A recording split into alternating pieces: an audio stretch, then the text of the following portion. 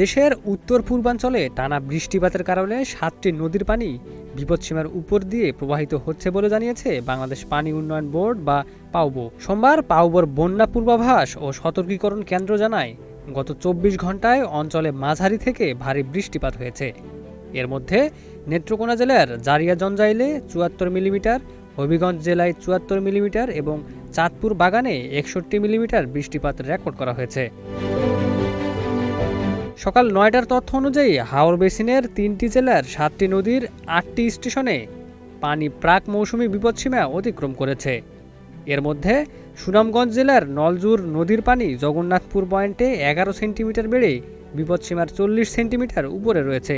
নেত্রকোনার ধনুবাউলাই নদী 9 সেন্টিমিটার বৃদ্ধি পেয়ে 8 সেন্টিমিটার উপরে, সোমেশ্বরী নদী 14 সেন্টিমিটার কমলেও এখনও 50 সেন্টিমিটার উপরে প্রবাহিত হচ্ছে। এছাড়া ভুগাইকংস নদী 22 সেন্টিমিটার কমে 67 সেন্টিমিটার উপরে এবং মগরা নদী নেত্রকোনা পয়েন্টে 5 সেন্টিমিটার বেড়ে 79 সেন্টিমিটার ও আটপাড়া পয়েন্টে 27 সেন্টিমিটার উপরে রয়েছে।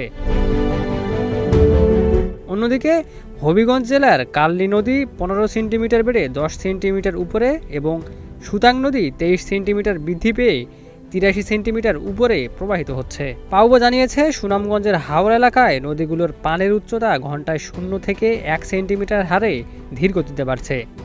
পরিস্থিতি পর্যবেক্ষণে রাখা হয়েছে এবং বৃষ্টিপাত অব্যাহত থাকলে পানি আরও বাড়তে পারে বলেও আশঙ্কা করা হচ্ছে। Desk report, news flash 71।